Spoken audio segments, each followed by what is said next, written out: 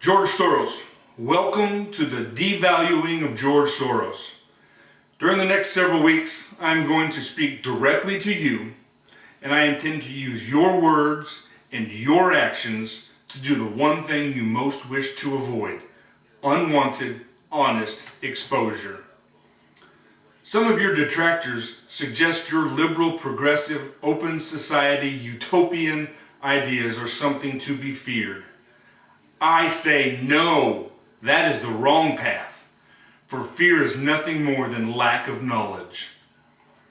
Very much like a parent will go into their child's room, turn on a nightlight, look inside the closet, under the bed, and behind the door to reassure their child that there's nothing to be afraid of, this country's founding fathers have looked into the closet for the dangers of collectivism, under the bed for the errant ways of social justice, and behind the door for progressive ideals, and turned on the nightlight of a republic.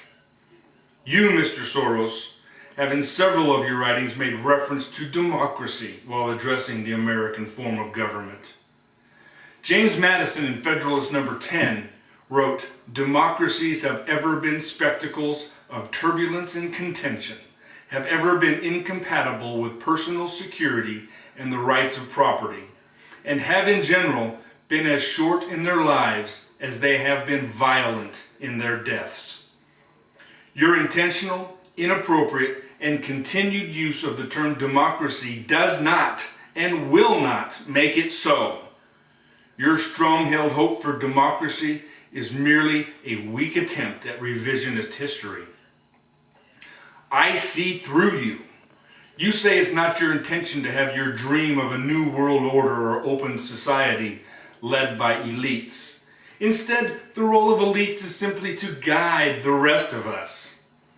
This country was promised hope 2 short years ago, and I feel as though the hope that was promised was disguised out in the open to lead this country along the path of forced hope, coercion. Coercion is not guidance, Mr. Soros. The writers of the Declaration of Independence ended their document saying, "With a firm reliance on the protection of divine providence, we mutually pledge to each other our lives, our fortunes, and our sacred honor." The guidance that the writers of the Declaration of Independence believed in remains the only guidance we need today. Belief in the guidance of a higher power will forever trump the false hope and coercion. You one time said you were attracted to crisis. I believe this was an insincere and vast understatement on your part. I believe you not only thrive on crisis, you yearn to create crises to benefit financially and, more importantly, promote your utopian progressive agenda. So while you are infamously referred to as the man who broke the Bank of England by shorting and devaluing the British pound, it is my intent to vigorously use my First Amendment right of freedom of speech to expose your weaknesses and political intents. For this is just a prelude to the devaluing of George Soros. Starting now, you will no longer be able to hide behind your billions.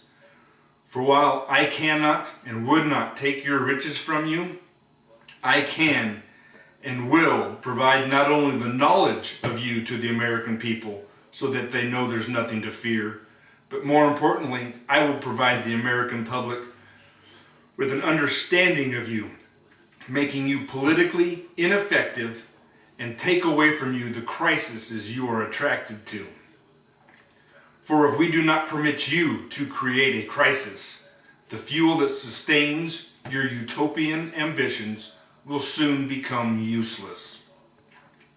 The nugatory billionaire, that will be your new, unwanted moniker.